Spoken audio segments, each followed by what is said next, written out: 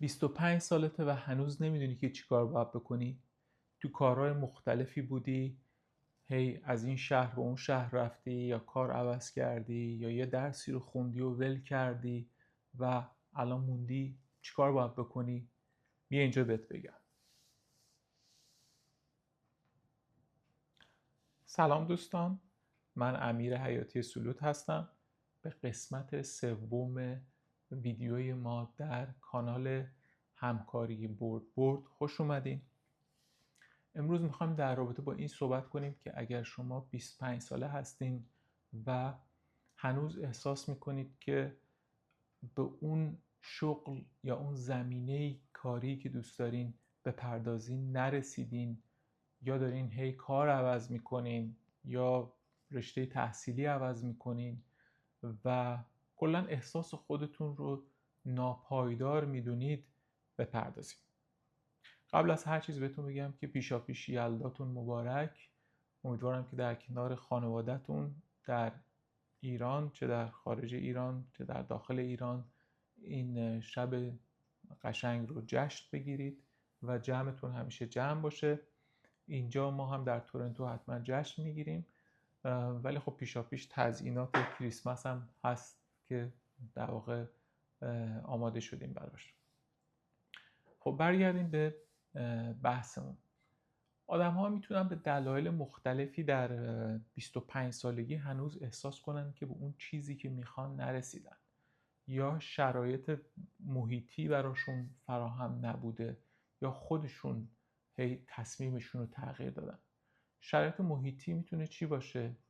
اگر فردی هستین که متاسفانه اوضاع مالی خانوادهتون مناسب نیست، ممکنه که شما از سنین نوجوانی، زمانی که سیکل گرفتین یا دیپلمتون رو گرفتین، مجبور شدین برین سر کار و کمک خرج خانواده باشین. خواهرها و برادرهای کوچکتری داشتین و ممکنه که خدای نکرده مریضی برای پدر یا مادرتون باشه و شما مسئولیت زیادی رو به گردن دارین. برای من قابل درک هست و شاید همه ما دور و نزدیک چنین اشخاصی رو میشناسیم که به نظر من قهرمان‌های خانوادهشون هستن. با فداکاری که دارن میکنن در واقع کمک میکنن که اون خانواده روزمره خودش رو داشته باشه و بچه‌های کوچکتر به تحصیل بپردازن. و ممکنه که شما در خانواده متوسطی باشین، پسر یا دختری باشین که چند سالی رو حالا چه پشت کنکور مونده یا اگه دانشگاه اومده از رشتهش خوشش نیومده، یا اصلا دانشگاه نرفتین، کارهای مختلفی انجام دادین، هر کدوم به دلایلی درش نتونستین پایدار باشین. یعنی الان که 25 سالتونه شاید 3-4 تا شغل عوض کردین و این شغل عوض کردن ها با رضایت نبوده. بعضی وقتا با رضایته، ولی شما با رضایت این کارو نکردی. شما هی ناراحت می شدی از محیط کاری که داشتی، از نوع کارت یا از همکارات، و هی تو خودت سوال داشتی که این کار برای من خوبه یا نه. من دارم با اونا صحبت میکنم. ممکن شما 25 سالت باشه و کارهای زیادی عوض کردی و خوشحالم هستی، خواستی دیدتون نسبت به کارهای مختلف گسترده تر کنی. یا اینم که ممکنه اوضاع مالی شما خوب باشه. ممکنه شما دختر خانمی باشی که توی خانواده پولدار هستی و نیازی نیست اصلا کار کنی. صبح میتونی بیدار بشی، بچرخی، دیر صبحونه بخوری، چند ساعت دوست داری توی موبایل اینستاگرام بالا پایین بشی، یا حالا شاید یه کتابی بخونی، با دوستات بری بیرون، ولی ته ته وجودت حس میکنی که نه، این برنامه پایدار نیست. یه کاری باید بشه. یعنی برنامه شما باید برای آیندت داشته باشی. در هر سه حالت که شما تو هر قشری از جامعه باشی، ضعیف، متوسط یا پولدار، مهمه که بدونی که چی شده که الان شما احساس ناپایداری میکنی. و من اینجا میخوام به شما بگم که کمک اول یا اون در واقع اون راهنمایی اولی که من میتونم به شما بگم اینه که اگر میتونین حتما از مشاوره استفاده کنید، یعنی از شخصی که شخصیت شما رو کمک کنه به شما بهتر بشناسونه و ببینه که چی بوده که شما به اونجا رسیدید. بیشتر موارد این کمک لازمه، واقعا واجبه. خب چون ممکنه شما خودتون ندونید که چرا اینطوری هستین، از یک کاری به کار دیگه میپرید، یا شاید فوکوس ندارید روی یه موضوعی، روی یه درسی، روی یک هدفی. اینا رو باید به نظر من با مشاوره صحبت بکنید. و یا میتونید از آدم‌هایی که امروزه بیشتر در جامعه هم به صورت در واقع مجازی و حقیقی هستن در دور براتون، آدم‌هایی که از نظر خودتون موفقن، مشورت بگیرین. شما چیکار کردی آقای فلانی، خانم فلانی؟ شما چیکار کردی که الان خیاط موفقی هستی؟ شما چیکار کردی که الان آرایشگر موفقی هستی، دکتر موفقی هستی، مهندس موفقی هستی، خب کارمند موفقی هستی؟ اینو بپرسین. آیا حوصلت نمیره سر کارت؟ آیا زورکی داری میری سر کارت؟ ازشون بپرسین، دیتا جمع آوری کنید تا ببینید که روش فکر کنید، ببینید که چرا مثل اونا فکر نمی کنید. و اگه هنوز جوابتون رو نگرفتین، خیلی خوبه که واقعا میگم به مشاوره بپردازین. راستش رو بخوایم من خودم هم به دوستانی کمک میکنم، به من توی لینکدین مراجعه میکنن.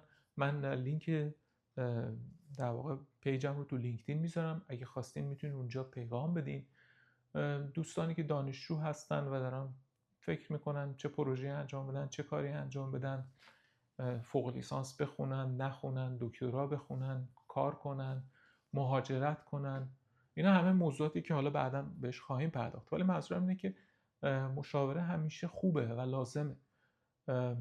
من فکر میکنم خودم اگر در یکی دوتا از تصمیمات تحصیلی مشاوره میگرفتم، حتما نتیجه بهتری میگرفتم. بنابراین فکر نکنید که شما تنها هستین. اولا مقایسه کردن زیاد خوب نیست، ولی اگه خودتون رو فکر میکنید دارین مقایسه میکنید با آدمی که پشت به پشت موفق بوده، مدارج علمی رو بالا رفته، شما اونطوری میبینید، شما در جزئیاتش نبودین، شاید اونم اشتباهات بزرگی کرده. و کلا مقایسه نکنید. یک. دوم اینکه اگه شاید باهاش صمیمی باشین، اون بهتون بگه که اگه فلانجا تصمیم دیگری میگرفت شاید موفق تر بود. خب پس این مورد اول از 3 موردی که میخوام بهتون بگم که کمکتون کنه و راهنماییتون کنه که چی کار باید بکنید. و آدما دوست دارن کمک کنن، فکر نکنید که بخیلن. اگه خیلی از آدما دوست دارن که اگه تجربه‌ای دارن اینو در اختیار بقیه قرار بدن و از این احساس لذت میکنن که به کسی دیگه‌ای دارن کمک میکنن. من خودم که حالا تازه کانال رو راه انداختم، کانال انگلیسی هم هست، وین وین دیلز، یعنی میخوایم در واقع همکاری های برد داشته باشیم. اگه دنبال کار هستیم، میخوایم یه کاری کنیم که هم تو اون کار ما خوشحال باشیم، هم کارفرما. میخوایم بیزنسی را بندازیم، همینطور. ایده من از این کانال اینه. ولی کن خواستم بگم که این کانال تازه است، ولی من تو لینکدین سالیان زیادی فعالم و شاید خودم بالای 100 تا مصاحبه رفتم تو برای اینکه کارهای مختلفی پیدا کنم و در کارهایی که بودم، شغلهایی که بودم، بالای 10 نفر 20 نفر رو شاید مصاحبه کردم و اینجا میخوام تجربیاتم رو در اختیار شما قرار بدم. و البته که اگه به من در لینکدین مراجعه بکنید، حتما من میتونم در واقع کمکتون کنم. یا میتونید زیر همین ویدیو بنویسید مشاوره تا من با شما در ارتباط باشم. ممنونم. حالا میریم نکته بعدی رو با هم بررسی میکنیم. نکته دومی که میخواستم مطرح کنم اینه که ممکنه بعد از اینکه شما مشاوره میگیرین، صحبت میکنین و خودتون رو بهتر میشناسین، به این جنبندی برسین که خب 25 سالمه، به نظر دیره، ولی میتونم الان متمرکز بشم روی یک تحصیلی، یعنی روی یک زمینه‌ای درس بخونم خیلی سریع و متمرکز و به یه شغلی برسم. و پیشنهاد من اینه که اگه میتونید تحصیل 2 ساله رو انتخاب کنید، یعنی یک زمینه‌ای که کاردانی باشه، کاردانی نجاری، لوله کشی، خیاطی، طراحی، که شما بدونید که خب من 2 سال دیگه یک مدرکی دارم و میتونم وارد بازار کار بشم. باید به این نکته توجه کنید که 25 سالگی باید قبول کنیم کمی دیره. شما 15 ساله نیستین که ما بگیم حالا یه سال به قول معروف بی هدف بگردین، هنوز شما نوجوانین. 2 سال بی هدف بگردین اشکال نداره، یا اصلا 18 سالتونه یه رشته رو عوض کنین اوکی. هنوز نه، شما 25 سالتونه و اگه بخواید برین داخل یه تحصیل 4 ساله، باید بدونین که زمانی که اون تحصیلتون تموم میشه شما 29 سالتونه و باید ببینین که آیا تو بازار کار برای یک در واقع بگیم حالا مهندس 29 ساله که هیچ سابقه کاری نداره کار پیدا میشه یا نه. خب ولی اگه به جای اینکه به قول مهندس مکانیک بشین 4 سال درس بخونین، 2 سال درس بخونین کاردانی مکانیک خودرو یا هر چیز دیگه و بعد وارد بازار کار بشین، بعد ورود به بازار کار شما میتونید همزمان اون کاردانی رو به لیسانس تبدیل کنید. توجه کردین؟ پس با یک قدم حساب شده و نسبتاً متوسط، قدم کوچیک متوسط، شما مدرکی رو کسب کردی و بعد سریع وارد بازار کار شدی. در رابطه با پزشکی هم من اینو بگم، من دوستی رو داشتم که در 25 سالگی توی زمینه کاریش بسیار موفق بود و به یک باره تصمیم گرفت که پزشکی بخونه. این استثناها وجود داره، اگرچه که مجبور شد به خاطر پزشکی خوندن مهاجرت کنه، ولی واقعا دیگه فوکوس نشست روی این که پزشکی بخونه و در 32 سالگی پزشکی عمومی شد و اوکی یه مقدار دیر هست ولی کن تونست که به قولی خودش رو با تمرکز و هدفمندی هر یک روزش رو استفاده کنه و دیگه با خودش عهد ببنده که من باید 10 ساعت اگه لازمه روزی درس بخونم، چون قراره پزشک بشم، قرار نیست دیگه عوض کنم. من از یک کار پایدار مطمئن کندم که برم پزشک بشم. خواستم این مثال خیلی دست بالا رو بهتون بگم که این هم شدنی هستش. پس کاردانی اول از همه، بعد کارشناسی با احتیاط انتخاب کنید و اگه یهویی میخواید تحصیل پیوسته 7 ساله داشته باشین، دیگه خیلی باید اراده قوی، انگیزه و تمرکز داشته باشین که هیچ یک روزتون رو تلف نکنین، چون یک روز شما اینجا تلف شدن مثل 1 ماه یا چند ماه در 15 سالگی میمونه. راستی اگه تا اینجای ویدیو با من همراه بودین ممنون میشم که لایک کنین، کامنت بذارید و کانال ما رو سابسکرایب کنید و به دوستانتون هم اطلاع بدین. توی ویدیوی قبلی تو قسمت دوم دوستانی کامنت گذاشته بودن و یک نکته جالبی رو گفته بودن، نکته ششمی رو مطرح کرده بودن در رابطه با نوجوان 15 ساله و خیلی نکته جالبی بود در رابطه با استمرار و پیوستگی و استقامت در راه گفته بودن که واقعا درسته، چون واقعا اگر ما به دنبال یه هدفی هستیم حتما روزهای پیش میاد که سخت، حالمون خوب نیست و میشه در واقع اینطور گفتش که نیاز داریم که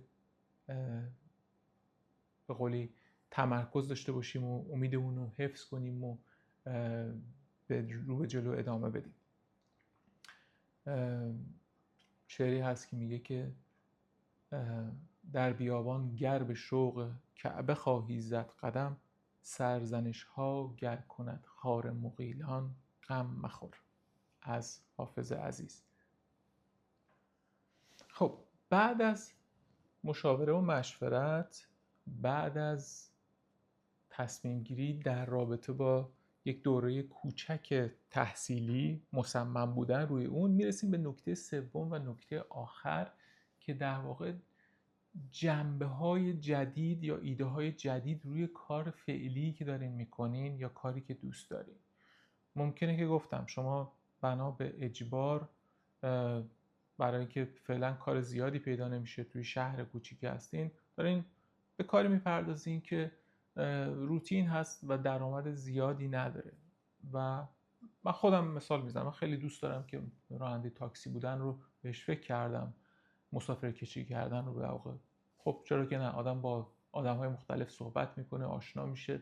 ممکنه شما در یه دوره بیکار باشی و باید این کارو بکنی و ممکنه که خب شما بگی که خب من نمیتونم تا آخر عمرم در واقع تو این شغل باشم.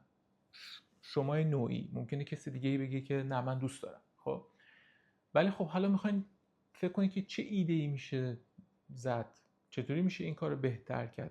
پیشنهاد من به شما اینه که به جنبه‌های دیجیتال کارتون فکر کنید. الان که دیگه همه تو اینستاگرام هستن، تو یوتیوب و تو تیک تاک هستن، ببینید که چی کار میتونید بکنید که کسی دیگه انجام نداده. مثال شما بین دو تا شهر دارین در واقع مسافر جابجا میکنین، اینو توی اینستاگرام اعلام بکنید و بگید که آره اگه شما بسته سریعی دارین که میخواین از این شهر به اون شهر بره، من میتونم چون هر روز دارم 2 بار بین این دو شهر میرم در همون روز برسونم. دیدین یه ایده کوچیکیه که یه اضافه میشه، به قول خارجی‌ها یه ادان میشه روی اون کار فعلی شما و به شما انگیزه میده و به شما خب درآمد بیشتری میده و شما فکر کنید که خب حالا که این کارو کردم میتونم اینو توسعهش بدم. یعنی در جا نزنین. همه ما آدما دوست داریم رشد و پیشرفت بکنیم و این رشد و پیشرفت رو گاهی خودمون باید فراهم بکنیم. حتما نباید یک رئیسی باشه، شرکتی باشه، پدر مادری باشه، دوستی باشه که به ما انگیزه بده. پس به جنبه‌های دیجیتال کارتون فکر کنید که چطور میتونید اینو گسترش بدین در فضاهای مجازی و در واقع این خیلی بهتون کمک میکنه که بتونید بگین که خب اگر حالا هر جایی که هستم در 25 سالگی یه نقشه 5 ساله‌ای دارم که این کار فعلیمو گسترشش بدم و به یه جای خوبی برسونم. یا اگه جاهای مختلفی کار کردین و کارمند بودین، حالا مثلا میخواین یه بیزنس کوچیکی برای خودتون راه بندازین، این بخش که دیجیتالش بکنین کمک میکنه که همینطوری خیلی سریع زود مشتری در واقع برای خودتون کسب کنید. زیاد تبلیغات سنتی که روزنامه‌ای بود و اعلامیه‌ای بود لازم نیست بپردازین. خب پس این خیلی نکته مهمه. یه نکته رو خواستم بگم در رابطه با اون عزیزانی که اوضاع اقتصادیشون خوب نیست. گفتم ممکنه شما برادر و خواهر بزرگتری باشین که در 25 سالگی هستین و هنوز دارین به خانواده‌تون کمک میکنین.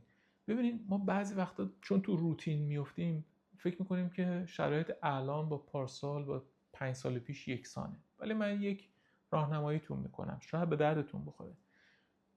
اگه شما 15 سالگی وارد بازار کار شدید، کارهای عمومی انجام دادید، کارهای شرافتمندانه انجام دادید که به خانواده‌تون کمک بکنید و اون موقع برادر خواهراتون 4-5 ساله بودن و الان هم بعد 10 سال هنوز دارین کارهایی میکنین که فکر میکنید شما میتونید بیشتر از اون موفق باشین، بیاین دوباره شرایط رو بررسی کنیم. الان که شما 25 سالتونه، اون خواهر برادر دیگه 4-5 سالش نیست، 14-15 سالشه. اونم میتونه وارد بشه و یه مقدار کار کنه و در واقع بار خانواده رو با کمک هم به دوش بکشین. حالا ممکنه بگی خب این چه کمکی میکنه که خواهر برادر خودم هم بیارم توی کار؟ همین که شما بتونید در روز 2-3 ساعت از روزتون رو آزاد کنید که به ایده‌تون بپردازین، این کمک میکنه که 2-3 ساعت امروز، 2-3 ساعت فردا، تا آخر ماه شما میبینی 60 ساعت اضافه برای خودت داشتی. میتونستی بری مطالعه بکنی، یه حرفه‌ای رو که دوست داشتی یاد بگیری. توی اینترنت الان هزاران روش آموزشی هست، یا یه کارگاهی بری، یا پیش مکانیکی واستی، پیش خیاطی واستی. میگم این خیلی مهمه، چون من میدونم افرادی که تحت فشار هستن روزی شاید 12 13 تا 15 16 ساعت کار میکنن. حالا اگر اعضای دیگه خانواده باشن یه مقدار از زمان شما رو آزاد میکنن تا شما به خودتون بپردازین و به کسب مهارت بپردازین و رو به جلو برین. و میگم ما اینجا تو این کانال میخوایم به هم کمک کنیم، از هم چیز یاد بگیریم و از بردن همدیگه لذت ببریم. آره یه سری بازی‌ها برد باخته، مثل کشتی میمونه، یکی میبره یکی میبازه، از اون بازی‌ها هم میشه لذت، ولی بازی زندگی بهتره دست همدیگه رو بگیریم، از پیشرفت دوست، همسایه و همکار لذت ببریم تا اون هم به ما کمک کنه. اصلا این حس و حال به ما کمک میکنه که پیشرفت کنیم. حتما مطمئن باشید من این خودم خیلی دیدم و فکر میکنم که شما هم به این خواهید رسید. بذارین یه مثالی بزنم.